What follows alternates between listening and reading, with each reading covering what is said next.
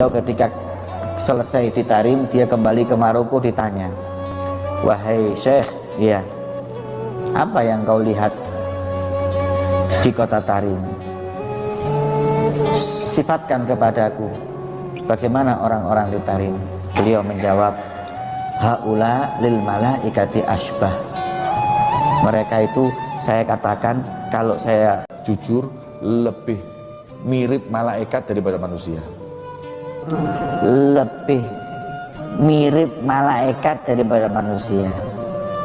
Ini dicatat oleh sejarah-sejarah yang manuskripnya kita bisa baca di hari ini. Gak ada sejarah-sejarah Jawa khurafat-khurafat nulis sejarah-sejarah palsu. Kenapa? Karena kita bukan bangsa pembohong. Kita adalah bangsa yang jujur. Kita bangsa yang telah diakui oleh dunia kejujurannya. Kita bangsa yang diakui oleh dunia kekasatriaannya. Bahkan di dalam Summa Oriental karya Portugis, apabila harkat dan martabat bangsa direndahkan, maka orang-orang Jawa akan sanggup untuk mengorbankan jiwa dan nyawanya, raganya, demi mempertahankan harkat dan martabat bangsa.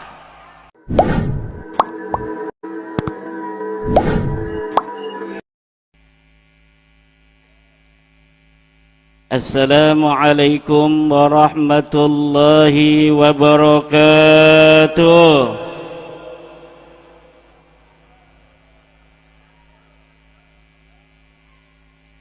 Alhamdulillahil malikil hakim, al-jawadil karimil azizir rahim,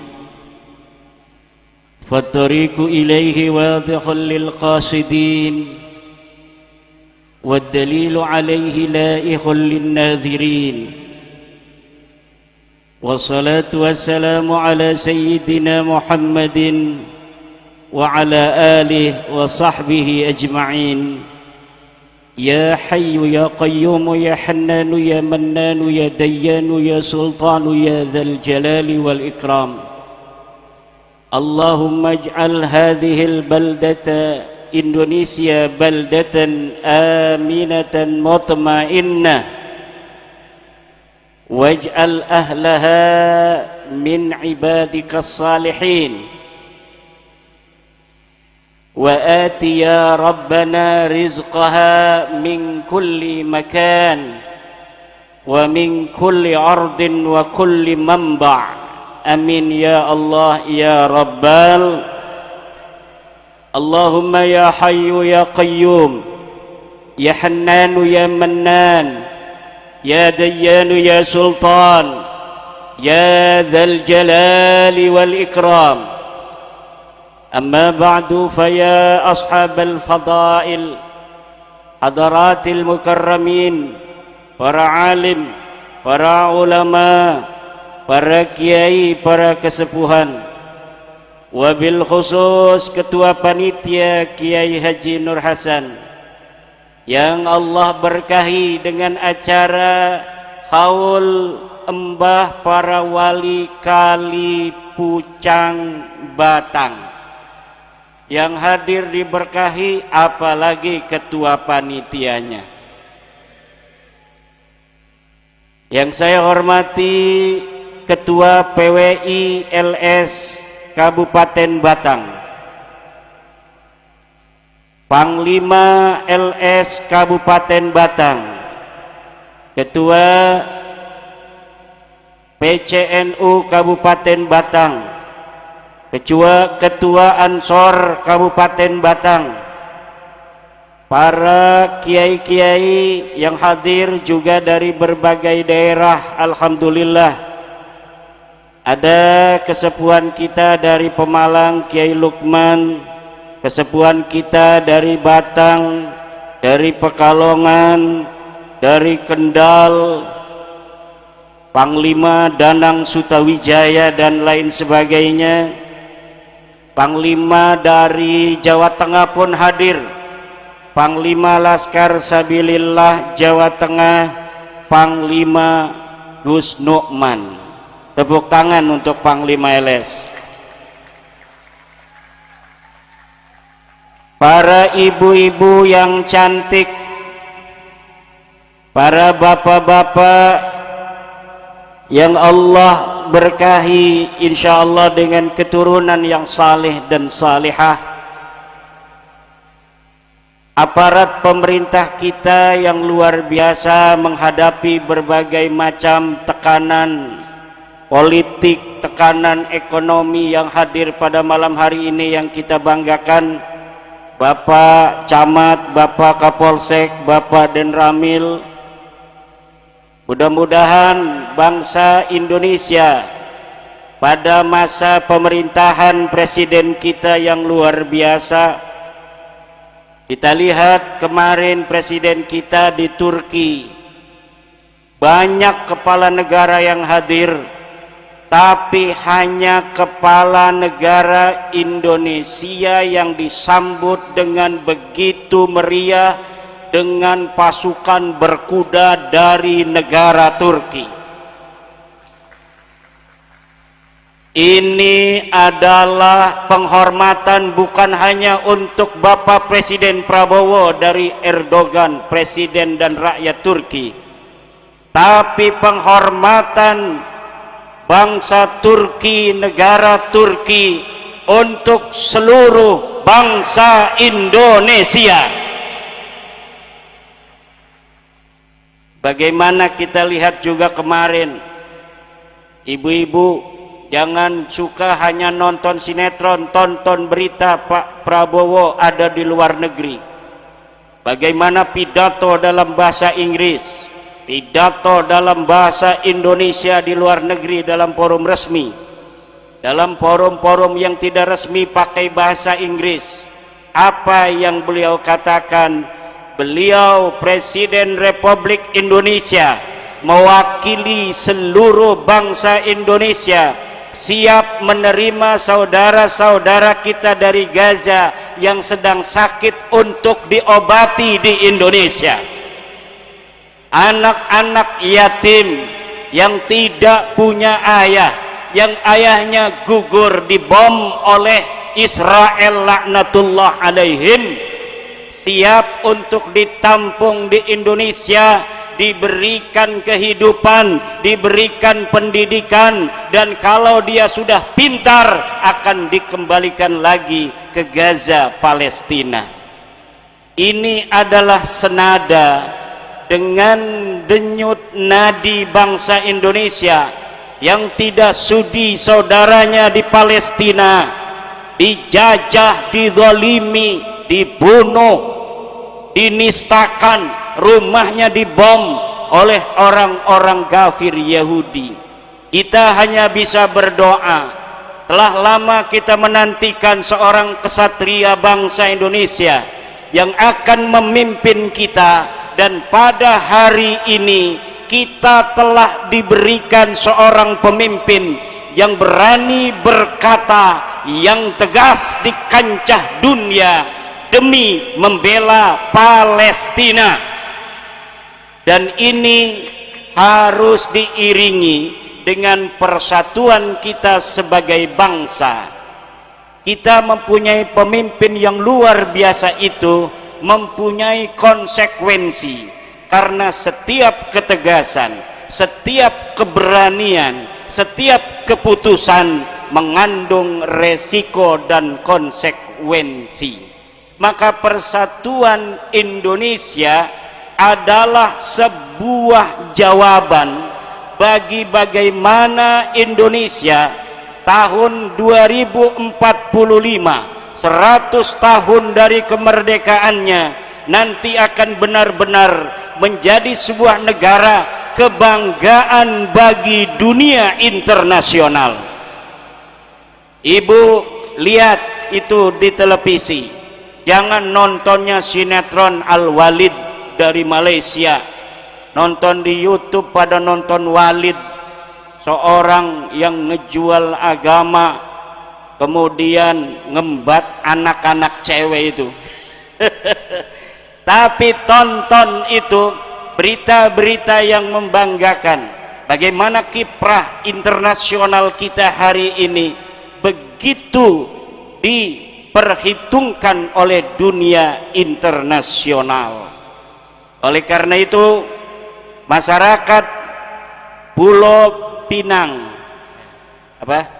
Kali Pucang, pada malam hari ini harus juga mempersiapkan para generasi-generasi muda yang akan menjadi pemimpin-pemimpin bangsa yang membanggakan di masa depan.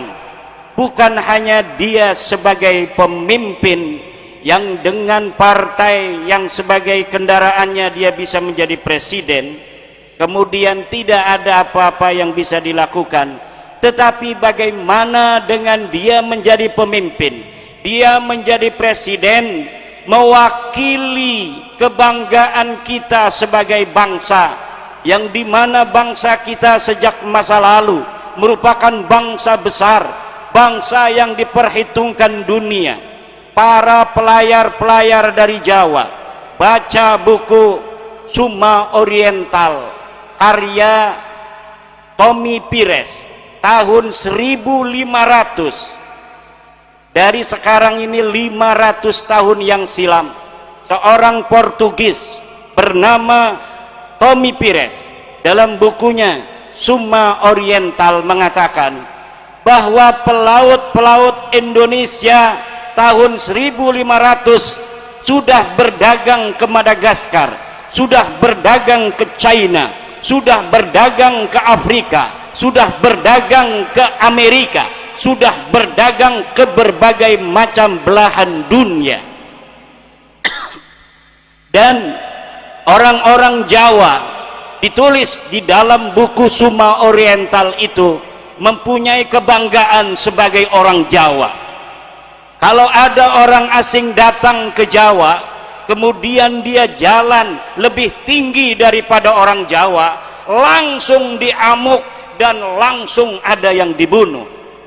Ini kebanggaan masyarakat Jawa pada masa lalu.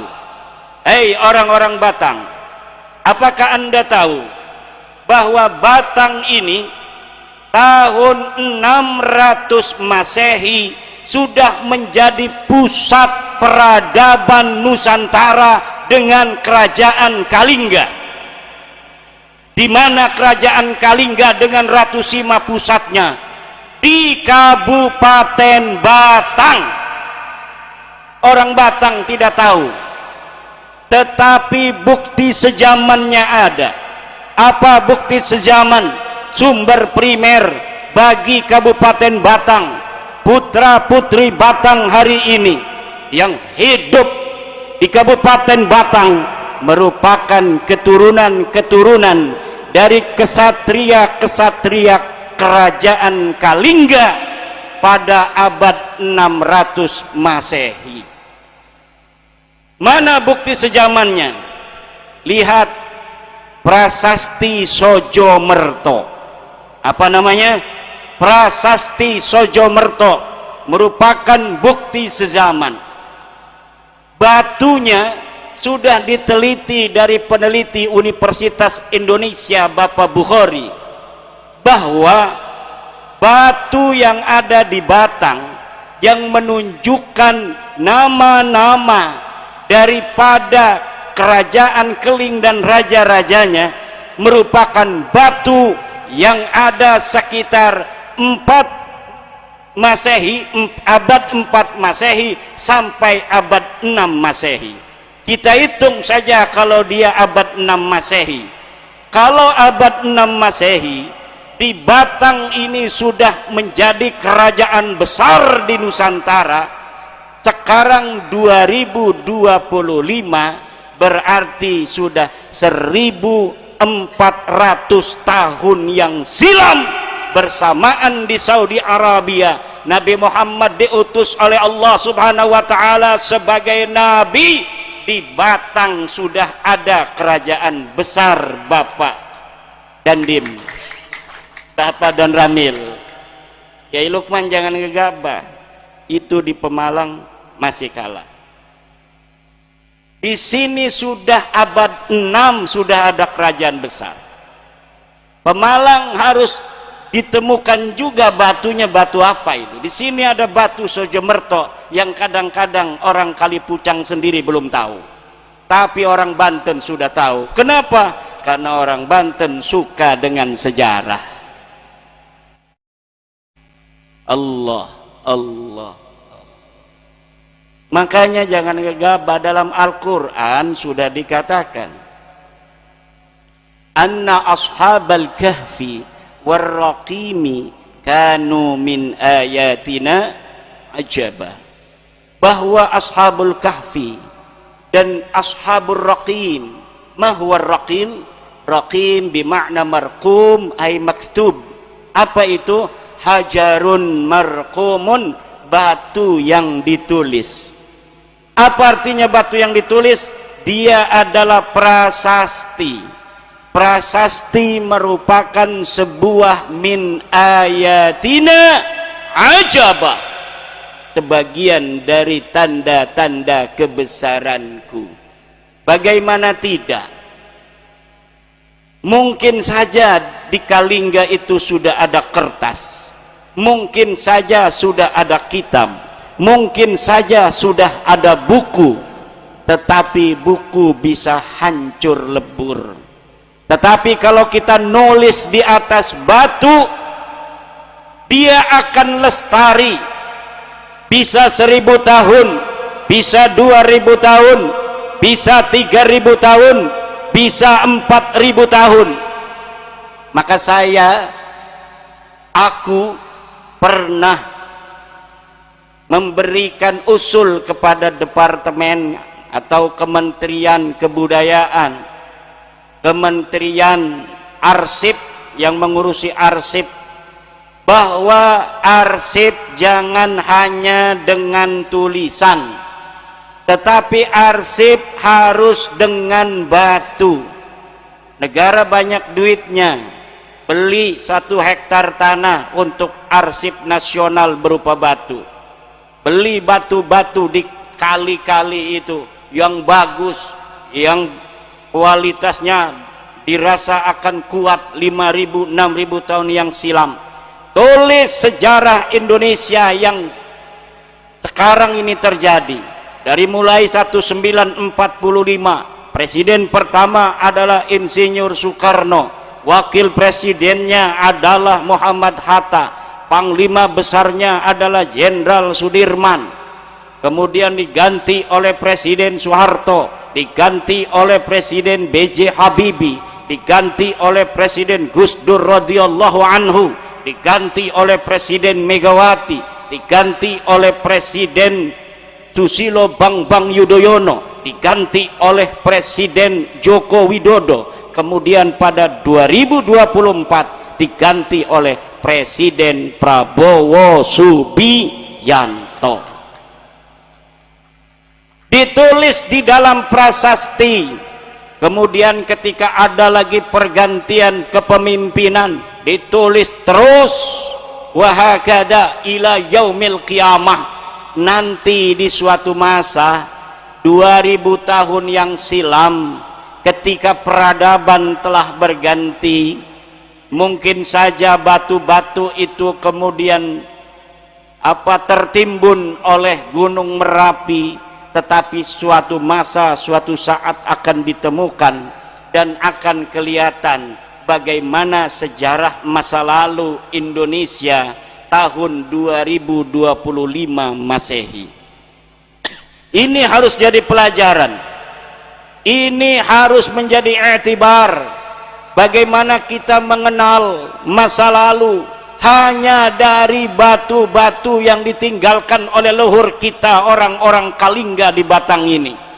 Bagaimana orang-orang Pajajaran mengenal Prabu Siliwangi dari batu tulis yang ditinggalkan oleh Prabu Siliwangi. Bagaimana orang-orang Mataram masa lalu dinasti Sailendra mengenal seleluhur mereka dengan Borobudur yang ditinggalkan begitu megah, dengan Roro Jonggrang, dengan Candi Prambanan dan lain sebagainya.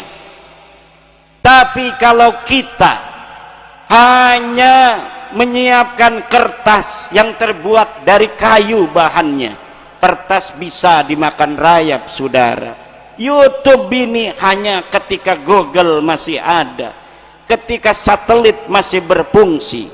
Bagaimana nanti kalau suatu saat, suatu masa terjadi perang nuklir antar galaksi, kita perang dengan alien, dihajar itu semua satelit-satelit kita, hancur lebur, kemudian Google, internet tidak ada lagi. Apa yang ada di YouTube, pidato-pidato saya kemudian hilang. Betul apa tidak? Tulisan dimakan rayap, hilang.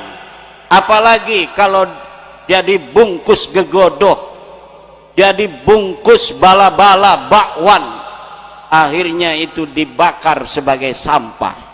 Tetapi kalau kita tulis batu, maka PWILS Kabupaten Batang, Jawa Tengah bikin prasasti, Panglima Nu'man bikin prasasti tahun 2025, aku menjadi Panglima Laskar Sabilillah Jawa Tengah, asalku dari Kendal. Nanti kalau anak cucunya membaca itu, daripada batu-batu itu akan timbul kebanggaan. Karena ibu-ibu, bagaimana cara kita mampu menundukkan sebuah bangsa sehingga bangsa itu akan menjadi seperti bebek, seperti kambing yang dapat kita kendalikan, yang dapat kita jajah, yang dapat kita jadikan budak.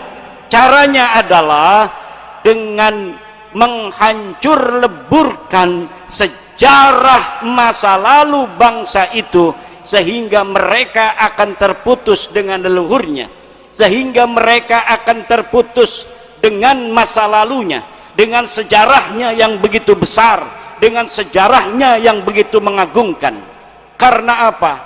Jiwa manusia, otak manusia memiliki memori. Dia sejak lahir akan mengenang apa yang dikatakan oleh orang tuanya. Apabila orang tuanya mengatakan suatu sejarah yang sebenarnya ini adalah sejarah palsu, maka yang akan diingat oleh dirinya adalah sejarah palsu sampai dia wafat kembali kepada Allah Subhanahu wa ta'ala. Tetapi ketika seorang ibu mengatakan kepada anaknya, engkau adalah bangsa Batang, engkau keturunan Kalingga, engkau keturunan Ratu Sima, tidak ada koruptor yang berani untuk korupsi di masa Ratu Sima, tidak ada maling yang berani maling. Sepeda diletakkan di depan rumah, tidak akan ada yang mencuri kalau di zaman Ratu Sima.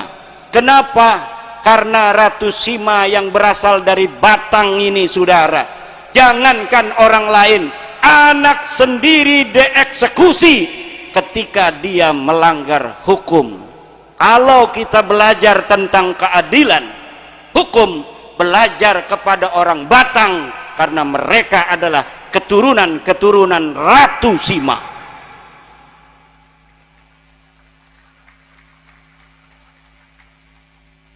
Kalau belajar tentang keberanian, belajarlah kepada orang-orang Batang, karena mereka adalah keturunan kesatria Kalingga. Kami tidak mengenal Kiai Kalingga apa, kita mengurus Batang sing zaman bengen. Kenapa? Karena memang sejarahnya belum dieksplorasi oleh putra-putra Batang sendiri. Darani Batang iku bangketa, bukan. Batang adalah dahan yang terkuat, yang darinya muncul kemudian buah-buahan yang lebat, yang manis rasanya. Itulah Batang. Siapa orang yang hari ini mencatat tentang sejarahnya yang luhur, maka anak cucunya akan mengetahui keluhurannya. Siapa orang yang lalai mencatat sejarahnya, maka anak cucunya kemudian akan melupakannya. Untung Kiai Nur Hasan malam hari ini ngehol embah-embah kali pucang, Kiai Nur Rahman. Ada Panglima Tegal segala ini, Masya Allah. Ini Gus Heri rambutnya aja nggak bisa dipotong pakai tangan. Luar biasa.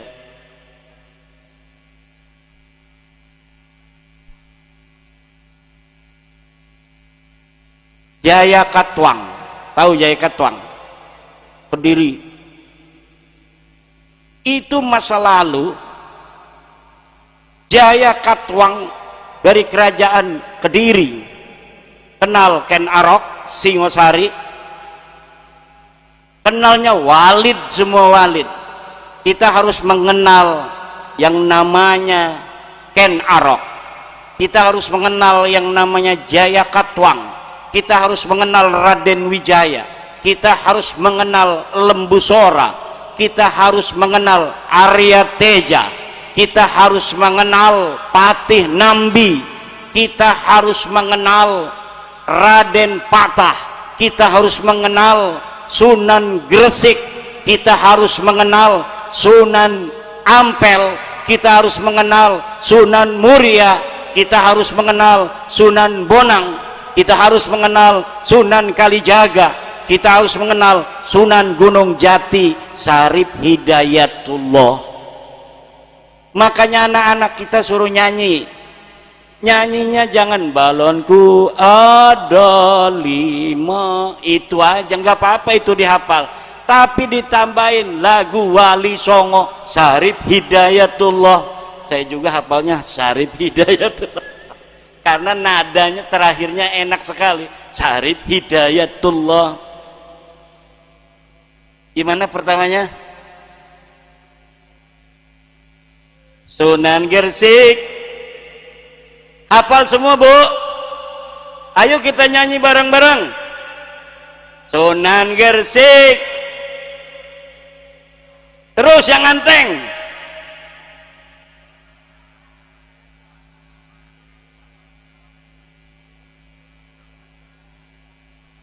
Tepuk tangan. Luar biasa ini, alhamdulillah.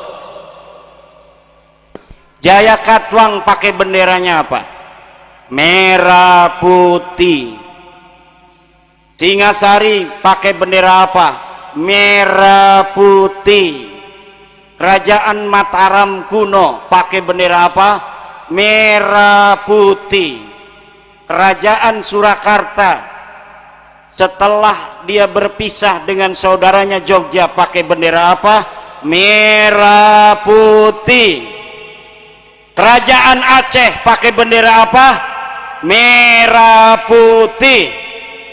Kerajaan-kerajaan di Sulawesi, Bone, benderanya juga merah putih.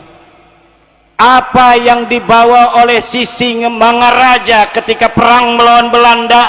Apakah dia pakai bendera-bendera yang lain? Tidak. Dia memakai bendera merah putih. Pangeran Diponegoro 1825 ketika perang Jawa, bendera apa yang dia gunakan? Merah. Majapahit benderanya apa? Merah. Kerajaan yang warnanya Golkar itu cuma Banten sama Demak, warnanya kuning. Namanya kerajaan Golkar. Karena Banten itu anaknya Demak, jadi benderanya sama kuning, tapi yang lainnya merah putih. Makanya karena kebanyakan bendera-bendera Nusantara adalah merah putih, para depending father bangsa kita, Insinyur Soekarno, Muhammad Hatta, Husni Tamrin dan lain sebagainya, kemudian mensepakati bahwa bendera kita adalah merah, merah, merah. Jadi merah putih sudah ribuan tahun bersama anak-anak bangsa Nusantara. Tidak ada yang mengatakan sejak zaman dulu para sejarawan bahwa merah putih hanya keluar baru tahun 1945. Tidak, saudara. Tapi merah putih bersama bangsa Indonesia sudah ribuan tahun yang silam. Dari saripati budaya dan memori kolektif bangsa Indonesia terciptalah bendera kesayangan kita, merah putih, yang hari ini ada di lengan-lengan para laskar sabilillah perjuangan Wali Songo Indonesia dan Banser Ansor. Saya ledek tadi Bapak polisi dengan Bapak TNI. Kenapa kalah dengan PWI? Ada lambang bendera merah putih. Banser, ketuanya mana? Ketua Batang pakai banser, ada merah putihnya. Tentara sudah nggak ada, polisi di bajunya nggak ada. Kata Kiai Kesepuhan, karena tentara dan polisi merah putihnya sudah ada di dalam dada dan sudah ada di dalam jiwa. Tetapi khusus PWLS, walau merah putih itu terletak di bajunya, tapi dia juga selalu berkibar-kibar di dalam dada dan jiwa daripada para laskar sabilillah perjuangan Wali Songo Indonesia. Di merah putih ini harus berkibar ila yaumil qiyamah. Indonesia ini ibu-ibu tahun 45 anugerah yang sangat terbesar bagi bangsa Nusantara. Dari zaman dulu kita di bangsa Nusantara ini terdiri dari berbagai macam kerajaan-kerajaan. Tahun 1 Masehi kerajaannya cuma ada di Banten, namanya Salaka Negara.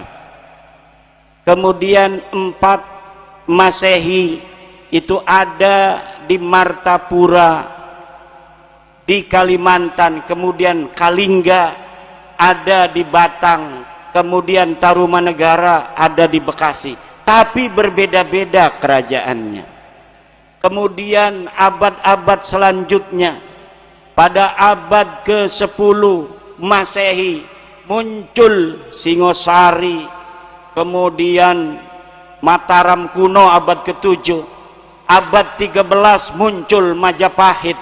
Majapahit hampir saja menguasai seluruh Indonesia, tapi sayang umur Majapahit tidak begitu panjang, hanya 200-an tahun Majapahit. Kemudian muncul kesultanan Islam. Di Demak ada kesultanan Islam didirikan oleh Raden Patah Demak. Di Giri Kedaton di Jawa Timur ada Kesultanan Kedatuan Giri. Di Cirebon kemudian ada Kesultanan Cirebon. Di Banten Kesultanan Banten. Di Jayakarta itu fasal daripada kesultanan yang ada di Banten. Tapi kita belum pernah bersatu seperti tahun 45 dari Aceh sampai Papua. Tetapi tahun 1945 alhamdulillah kita bersatu dari Sabang sampai Merauke di bawah satu bendera merah putih dengan satu dasar Pancasila. Ini harus dijaga, ini harus jangan sampai dipecah belah. Tidak boleh lagi orang-orang yang ingin kemudian merubah negara kita dari negara kesatuan Republik Indonesia kemudian dipecah-pecah kembali seperti masa lalu. Kenapa? Karena kalau sudah dipecah-pecah lagi, maka akan mudah dikuasai bangsa lainnya.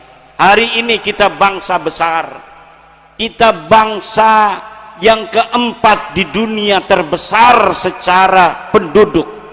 Pertama di China, di India, Rusia, Amerika, Indonesia. Kelima, ini negara yang sangat diperhitungkan dunia. Jadi setiap anak, setiap putra Indonesia itu masuk catatan. Walaupun kita ini hanya rakyat biasa, RT aja bukan, tetapi masuk catatan untuk kebanggaan kita sebagai bangsa besar di dunia, bangsa Indonesia.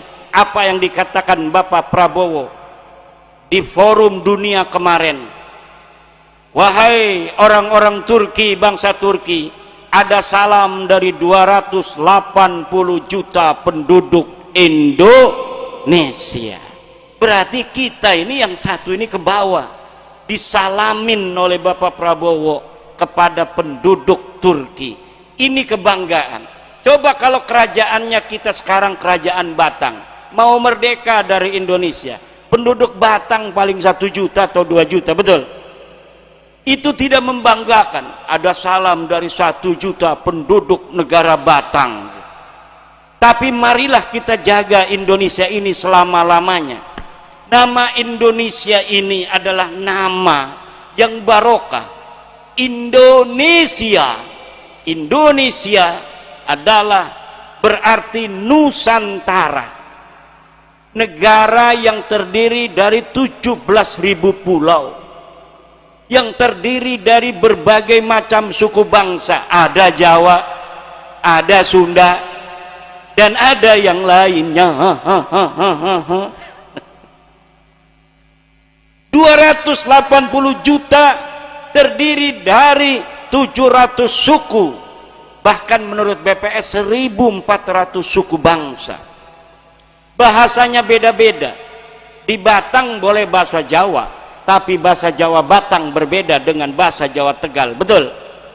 Orang Tegal bahasa Jawa, tapi bahasa Jawa Tegal pasti ada bedanya dengan bahasa orang Pemalang. Orang Pemalang bahasa Jawa beda dengan orang Cirebon.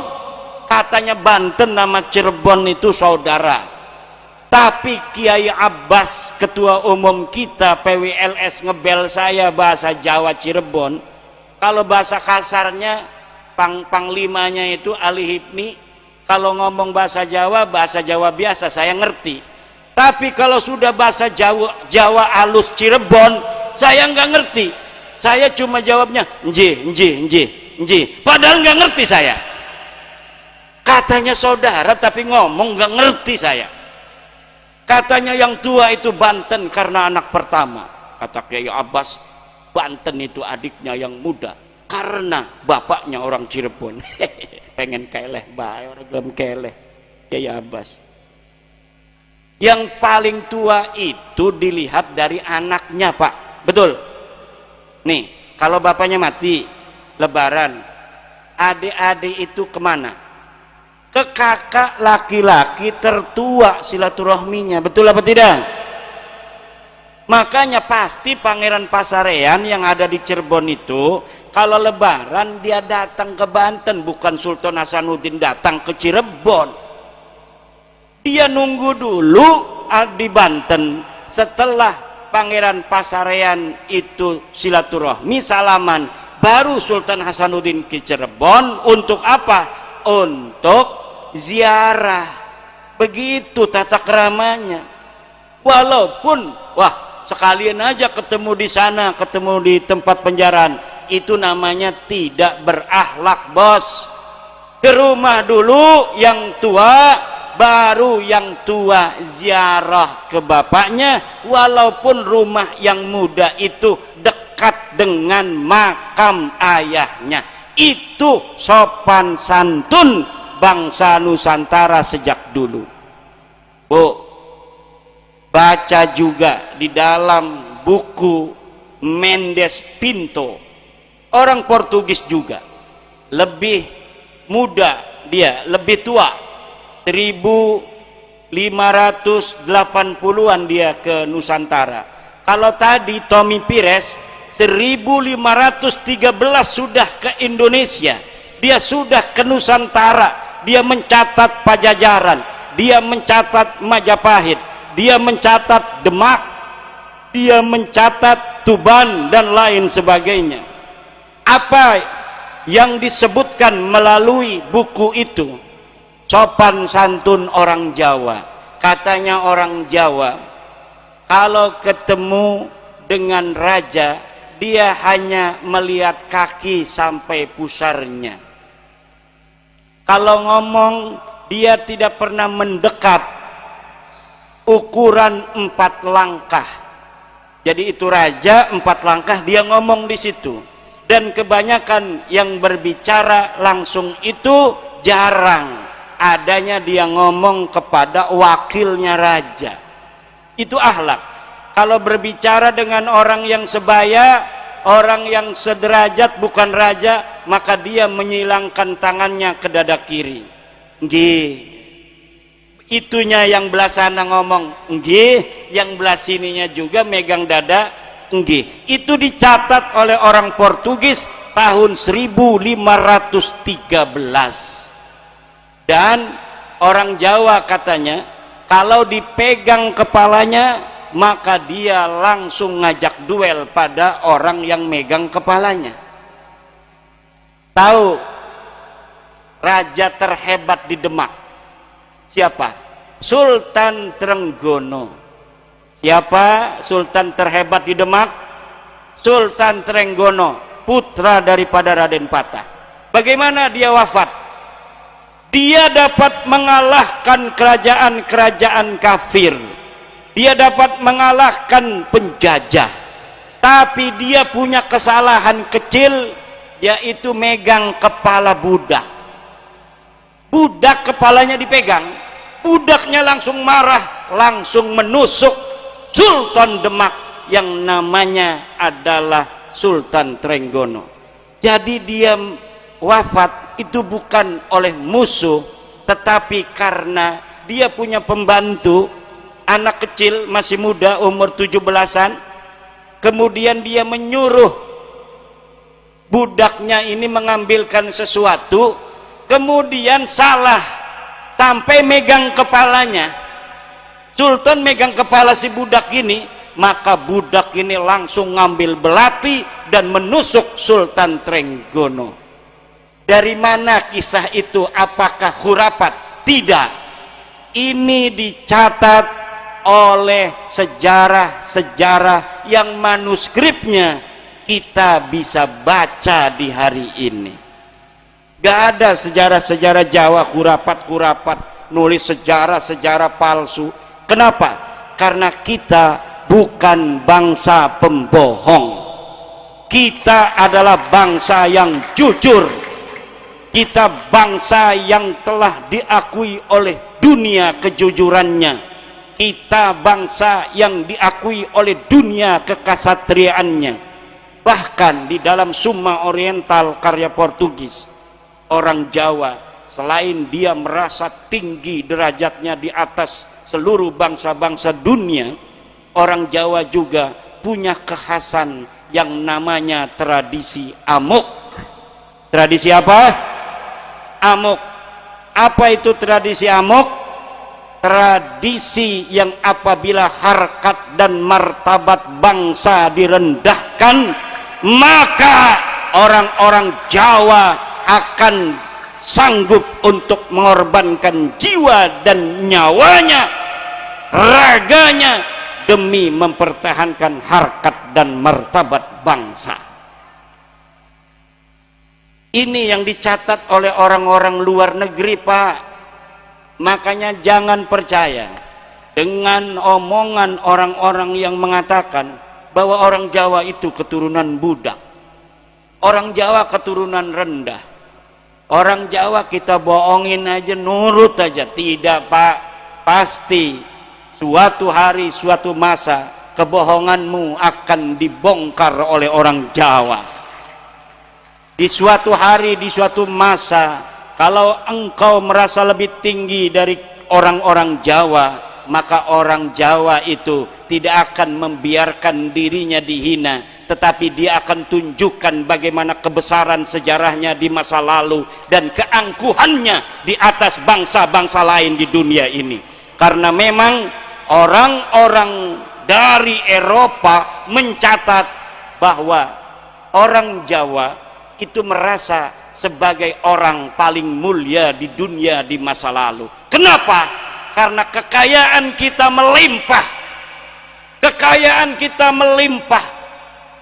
Dicatat oleh Tommy Pires bahwa anjing-anjing pemburu dari raja-raja dan para kesatria, kalungnya kalung emas. Panglima kalung orde kalung emas, orde tas emas. Haram ngakune kiai, dudu haram orde duit. Tapi kita, leluhur kita, anjingnya saja untuk memburu di hutan, in kalbun muallam, apa namanya, kalbun muallam, itu dalam Fathul Qarib, anjing yang diajarkan untuk berburu. Anjing berburunya itu keturunan apa leluhur-leluhur kita itu kalungnya saja emas. Dia punya tombak, tombaknya ada lapisan, peranti nyekelkan. Apa lapisannya? Emas. Prajurit-prajurit Jawa itu lapisan-lapisan pemegang tombaknya adalah emas. Kenapa itu? Karena dikatakan di dalam Summa Oriental, beras-beras melimpah ruah di pelabuhan sampai diekspor ke luar negeri karena orang-orang Jawa kelebihan beras setiap tahunnya. Jadi sekarang kita ini sudah lama ini swasembada tidak pernah mencapai. Bapak Prabowo ingin dalam masa jabatannya kita kembali swasembada pangan. Artinya apa Ibu swasembada pangan? Beras yang kita tanam di Indonesia dari mulai Sabang sampai Merauke cukup untuk makan seluruh bangsa Indonesia, dan kita masih punya simpanan di lumbung. Itu namanya kita mempunyai ketahanan pangan. Sekarang ini belum. Kenapa belum? Karena kita tidak memperhatikan pangan selama ini.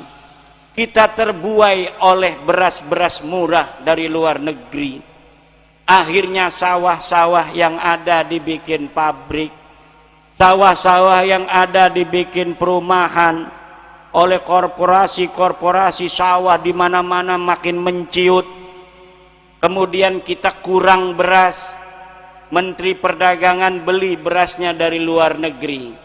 Pak Prabowo ingin pada masa jabatannya ini Indonesia kembali seperti masa leluhurnya zaman dahulu kala, bahwa kita tidak pernah lagi beli beras dari luar negeri karena sawah-sawah dari petani kita sudah cukup untuk memberi makan seluruh bangsa Indonesia.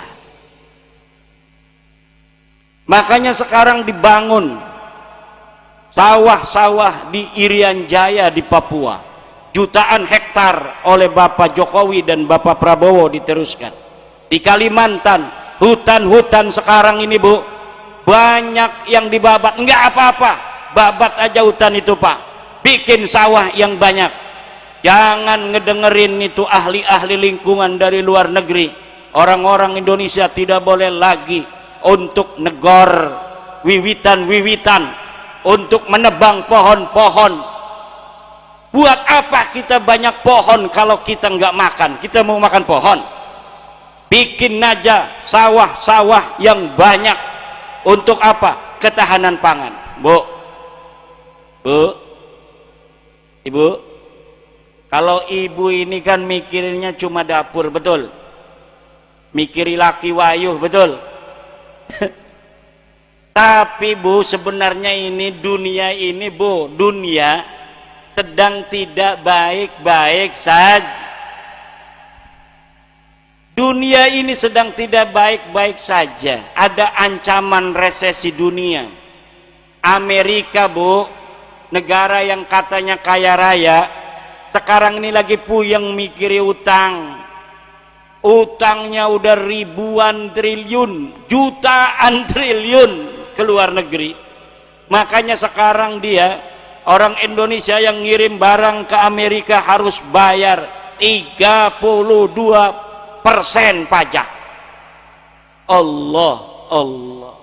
Ada yang suruh bayarnya 50%, ada yang suruh bayarnya 60%. Jadi kalau kita mau jual sapu ke Amerika, harganya itu adalah 10.000, maka kita harus bayar untuk sapu yang kita jual ke Amerika 3.600 atau 3.200. Jadi harganya akan semakin mahal. Nah, kemudian Cina melawan. Nah, kalau Cina dan Amerika ini sudah berhadap-hadapan, kemungkinan besar terjadi perang dunia ketiga, Bu. Kalau terjadi perang dunia ketiga antara Amerika dan China, kita ini dekat, Bu, dengan Cina. Ada laut Cina Selatan yang membatasi. Di situ nanti perangnya. Orang-orang Sumatera, Kalimantan, Sulawesi kena imbasnya. Amerika sudah memiliki pangkalan militer di Filipina. Inggris sudah memiliki pangkalan militer di Malaysia. Inggris juga punya pangkalan militer di Singapura. Inggris juga punya pangkalan militer di Selandia Baru. Inggris juga punya pangkalan militer di Australia. Kita dikepung, Bu. Kita ini dikepung. Sementara orang Amerika itu aslinya orang Inggris semua. Pasti kalau Amerika ini perang dengan China, maka Inggris akan membantu Amerika. Understand? Yang akan terjadi apa? Kita bingung. Kita dekat dengan Cina, haplogrupnya juga sama. Haplogrup orang Batang dengan orang China, orang Jepang itu sama semua. Karena kita dan orang Cina itu saudara. Leluhurnya sama masa lalunya. Dari Nabi Nuh. Nabi Nuh punya anak, Sam punya anak, apa namanya itu? Siapa itu? Kita ini dari satu anaknya Nabi Nuh yang melahirkan bangsa China, bangsa Jepang, bangsa Korea, bangsa Indo. Saya waktu di Mesir itu di pasar jalan-jalan. Amuh, kata anak-anak itu. Amuh itu paman. Apa?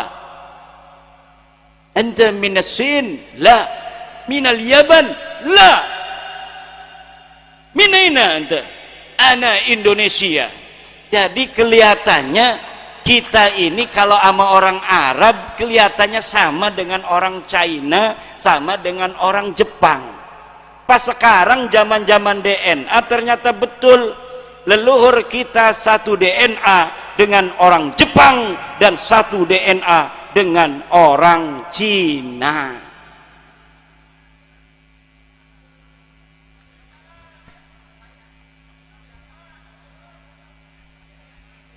Panitia tadi berbisik-bisik ya Mas.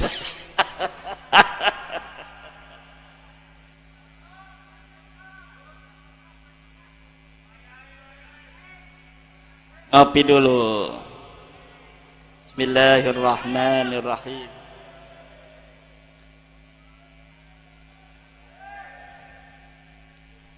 Ini yang terpenting ini hari ini nih PWI. PWI ini sudah tepat. PWI ini adalah yujahiduna fi sabilillah wala yakhafuna laumata laim.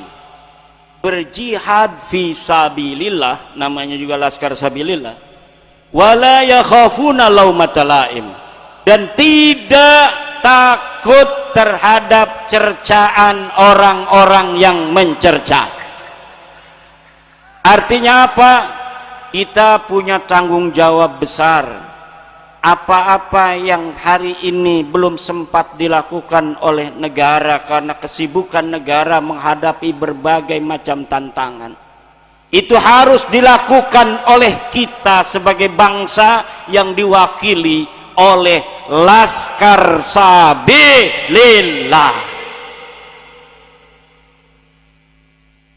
Nomor satu, kita dilahirkan dari rakyat dan bangsa Indonesia, harus menjaga rakyat dan bangsa Indonesia, harkatnya, martabatnya, kemuliaannya harus dijaga oleh Laskar Sabilillah, perjuangan Wali Songo Indonesia. Tidak boleh ada siapapun menghina bangsa Indonesia. Bangsa Indonesia bangsa besar, masa lalu merasa dirinya sebagai bangsa yang paling mulia di atas dunia. Ini bangsa Jawa, bos. Jangan sembarangan, bos. Bangsa yang sejak dulu diberikan karunia dengan kekayaan yang ada di atas buminya, kekayaan yang ada di bawah buminya, kekayaan yang ada di airnya, kekayaan yang ada di gunungnya, minyaknya, nikelnya, dan lain sebagainya, diberikan untuk siapa? Putra putri Indonesia. Sebesar-besarnya hanya untuk kemuliaan bangsa Indo. Yang berjuang bangsa, yang jadi pahlawan harus bangsa, yang harus jadi presiden bangsa, yang jadi TNI bangsa, yang jadi menteri bangsa. Jangan jongos-jongos Belanda.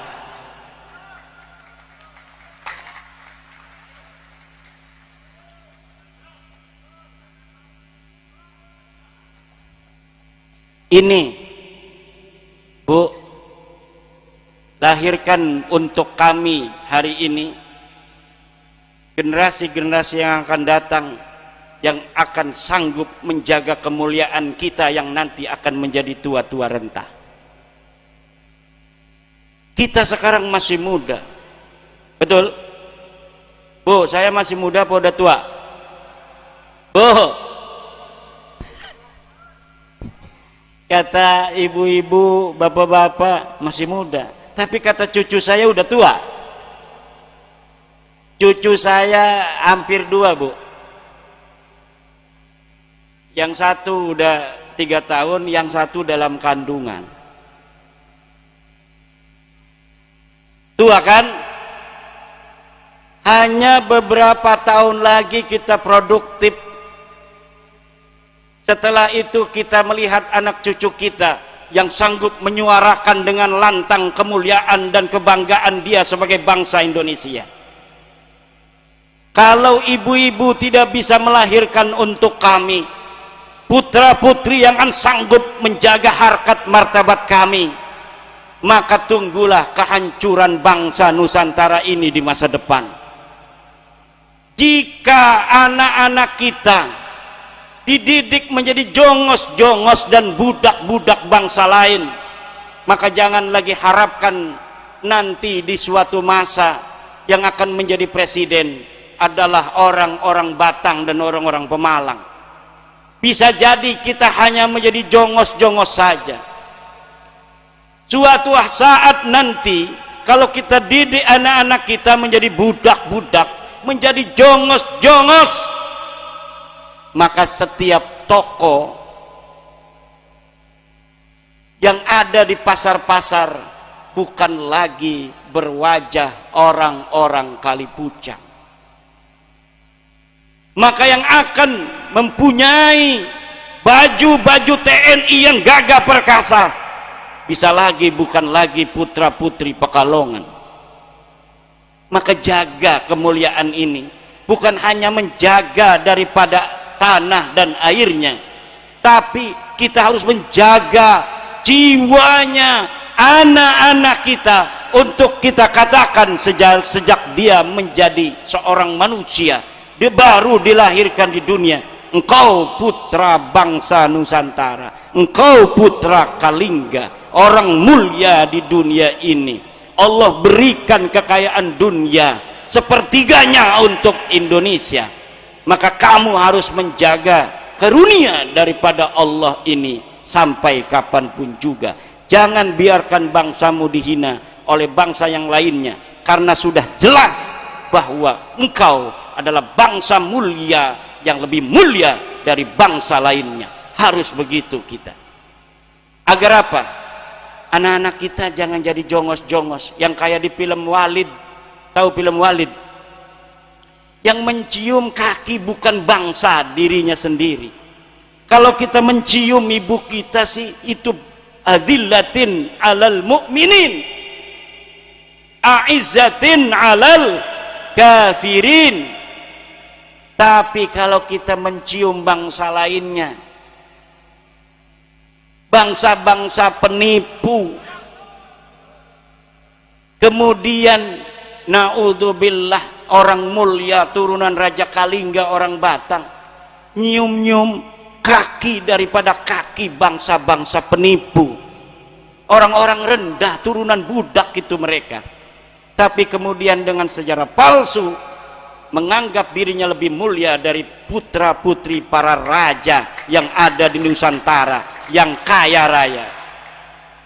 Zaman sekarang kita mondok, amplop ke kiai, amplopnya tipis. Dulu orang Banten mondok di Mekah Al-Mukarramah, kalau ngamplop sekali ngamplop sama gurunya kaya raya seumur hidup. Karena apa? Karena ngamplopnya permata dan berlian. Apakah ada itu bukti sejamannya kiai? Ada. Itu dicatat dalam sejarah dan dikonfirmasi oleh orang-orang dari Arab Saudi. Dulu di Banten ada seorang putra raja Sultan Abul Mafahir, namanya Pangeran Pekik, mondok di Arab Saudi tahun 1634. Dibentuk timnya namanya Lebe Panji, mondok di Ibnu Allan, pengarang kitab Dalilul Falihin, sarah dari Riyadhus Salihin, Ibnu Allan. Kata saya ini dalam sejarah Banten ditulis Pangeran Pekik mondok pada Ibnu Allan. Saya tidak percaya begitu saja. Saya konfirmasi Ibnu Allan lahir tahun berapa, wafat tahun berapa, betul nggak dia bertemu. Setelah saya konfirmasi, betul Ibnu Allan itu pada tahun 1634 itu sudah hidup di atas dunia dan dia ada di kota Mekah Al-Mukarramah. Lalu dalam sejarah Banten ditulis bahwa Ibnu Allan mempunyai murid-murid anak raja-raja di Banten. Betulkah terkonfirmasi dalam data-data sejarah yang ada di Saudi Arabia? Saya cari dalam kitab Tarajim, ternyata dikatakan Ibnu Allan kemudian ghaniya fi akhiri umrihi min talamida min Jawa. Dia kaya raya di akhir hidupnya karena punya murid dari Jawa yang kaya raya. Bu, Inggris tahun 1680-an di Banten itu sudah ada duta besar Banten untuk Inggris. Itu 1682. Sebelumnya pada zaman Sultan Tirtayasa 1600-an, Sultan Tirtayasa itu udah keliling dunia. Ditulis dalam sejarah Banten, dia pergi ke Prancis, dia pergi ke Inggris, dia pergi ke negara-negara Eropa lainnya untuk membeli senjata untuk melawan Belanda. Bagaimana cara dia ngomong? Karena Sultan Tirtayasa hanya dua bahasa bisanya, bahasa Jawa, bahasa Arab. Bagaimana saya tahu bahwa Sultan Tirtayasa bisa bahasa Arab? Dari surat-suratnya. Dia sering surat menyuratnya hanya dengan dua bahasa, bahasa Arab dan bahasa Jawa. Kemudian dia datang ke Raja Perancis. Raja Perancis sudah ada di tembok itu contoh-contoh daripada senjata-senjata Perancis. Ditanya oleh Raja Perancis, pakai bahasa Perancis, pakai penterjemah, wahai Tuan Raja Sultan Tirtayasa, jauh-jauh datang ke Perancis mau beli apa? Sultan Tirtayasa kemudian ngambil inten berlian di sebuah wadah, ditaruh di atas meja sambil digelundungkan. Inten berlian semua. Kemudian dia nuding-nuding senjata yang ada di tembok. Jadi kayak beli sultan-sultan zaman sekarang itu beli-beli mobil-mobil mewah itu. Nggak ada harganya bagi leluhur-leluhur kita. Kenapa? Karena kita bangsa kaya raya di masa lalu. Itu baru hanya kerajaan satu Banten yang dari Jakarta sampai ke Merak, belum seluruh Indonesia. Andalas, kerajaan di Sumatera. Kenapa dia disebut Andalas? Karena kerajaan emas. Di Jawa ini kerajaan-kerajaan itu kenapa bisa hidup sendiri-sendiri? Karena mereka di bawahnya anak emas.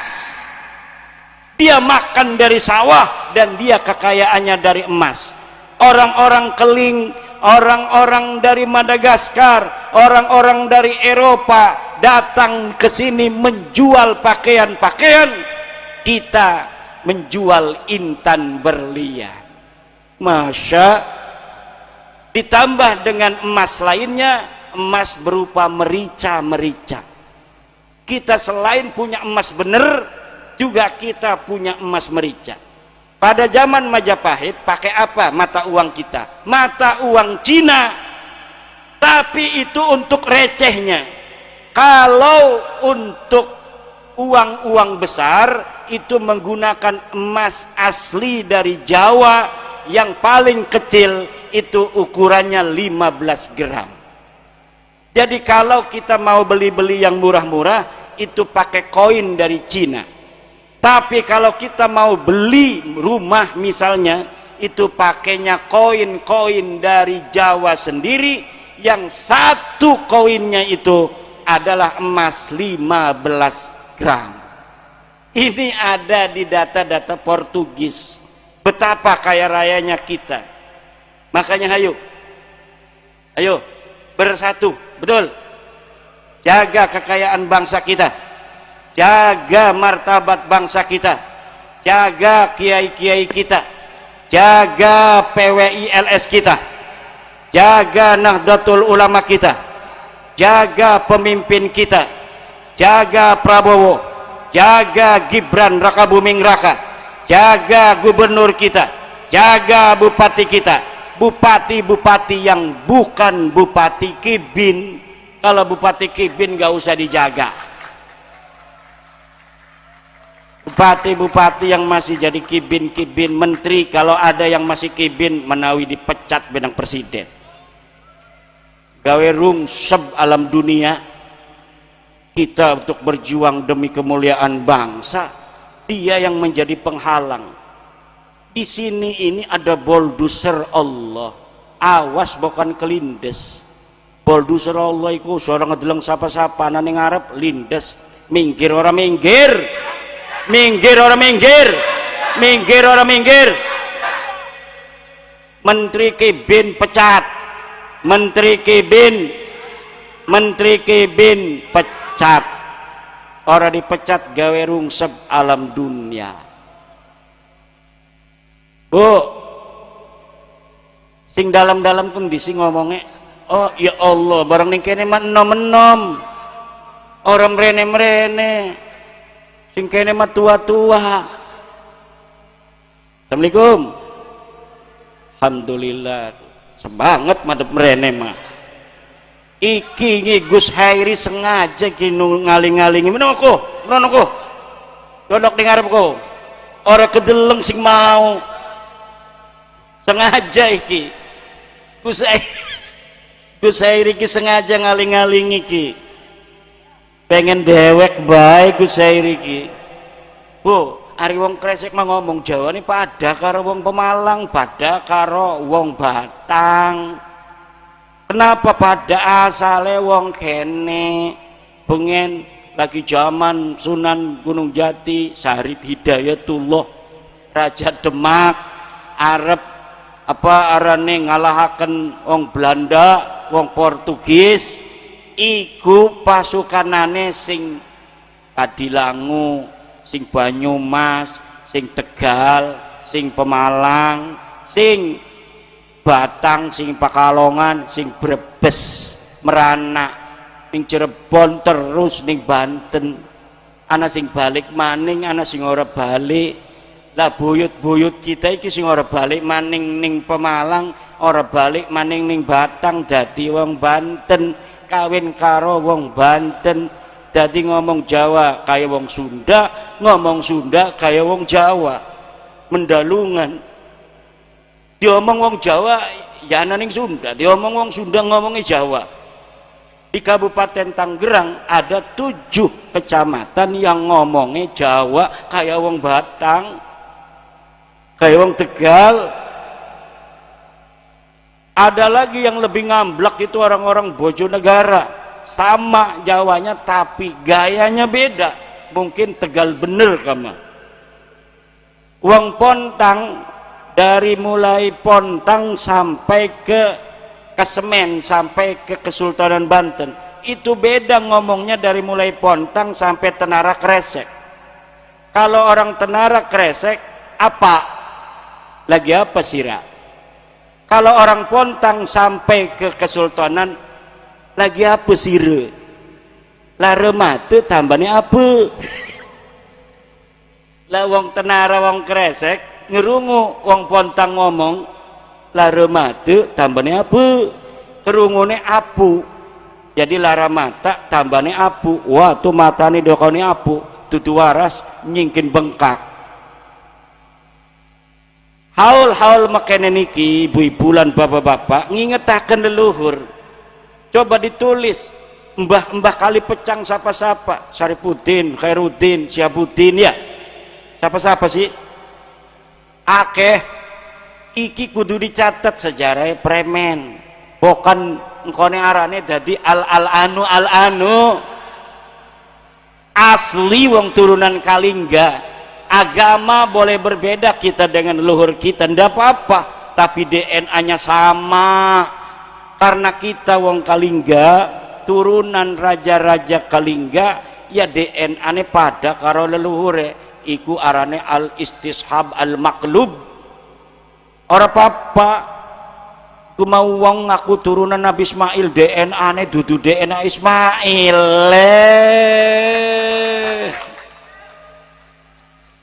Njita badan kita orang-orang Jawa, orang-orang besar di masa lalu yang akan kita jaga kebesarannya sampai hari kiamat nanti. Siap? Kalau negara ini masih sibuk dengan yang lainnya, biarkan, berikan tugas ini pada PWILS. Siap PWILS?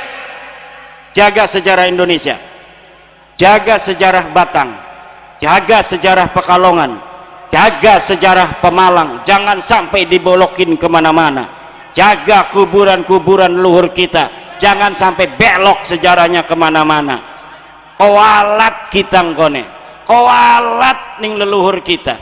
Ayo kita ngadu keramat karo sapa iku wong tukang bohong. Kita bibarokati Sayyidi Syekh Abdul Qadir Al-Jailani, bibarokati Sunan Gunung Jati Syarif Hidayatullah, bibarokati Sunan Kalijaga radhiyallahu an, bibarokati Sunan Kiri, Sunan Ampel, Sunan Bonang, Sunan Muria. Orangnya jelas ada lah, mereka bibarokati wong sing laka, wong fiktif atau premen arep barokah wong laka je paten barang kita mah wah barok. Syekh Abdul Qadir, Syekh Abdul Qadir kan arane wong mulia. Wong mulia mah jigan lah Apakah bal ahya'u walakin la tashkurun. Mereka itu hidup, orang-orang mulia mah. Doa waktu uripe, kemudian kita hadarati, kemudian energinya manjing ning kita.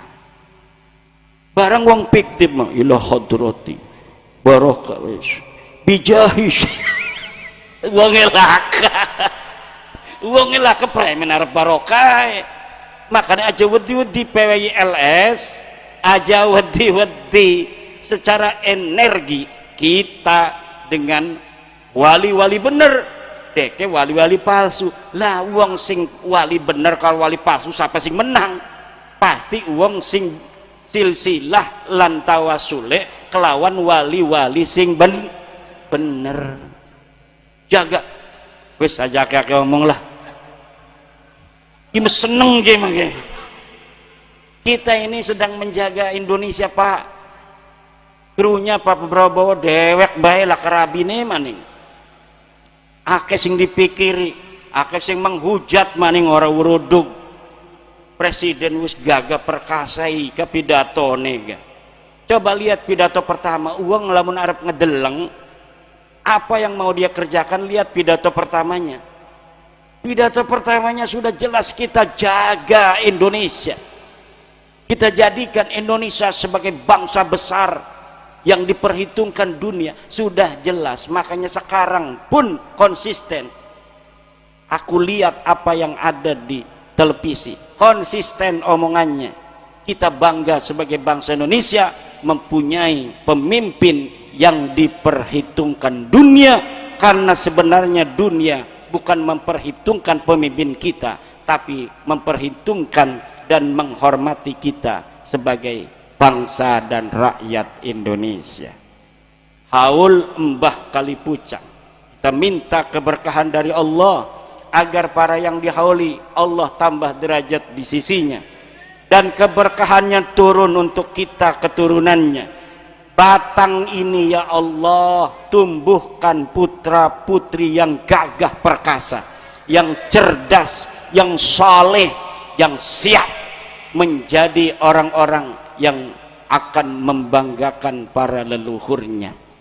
Tidak jadi kibin, tidak jadi jongos, tidak jadi budak, tapi jadi raja di tanahnya sendiri. Amin ya rabbal. Wallahu huwal muwaffiqu ila aqwami thariqin. Wassalamu alaikum warahmatullahi wabarakatuh. Dihaturkan terima kasih kepada beliau Al-Mukarram Pak. Mengutip dari berbagai media sosial yang tersebar adalah Kiai Haji Masudin Usman Al-Bantani adalah disebutkan sebagai keturunan dari Arya Wangsakara. Beliau dijuluki sebagai mujaddid pada abad ini, yang artinya adalah orang yang membawa pembaruan atau seorang pembaharu. Beliau adalah kiai yang melakukan penelitian terkait nasab habaib, ya, dan hasilnya terbukti para habaib itu bukan sebagai keturunan Rasulullah SAW. Menurut beliau secara genetik mustahil mereka atau golongan Ba'alawi atau habaib ini keturunan Nabi Muhammad SAW. Jangankan keturunan Nabi, keturunan Arab saja mereka adalah bukan.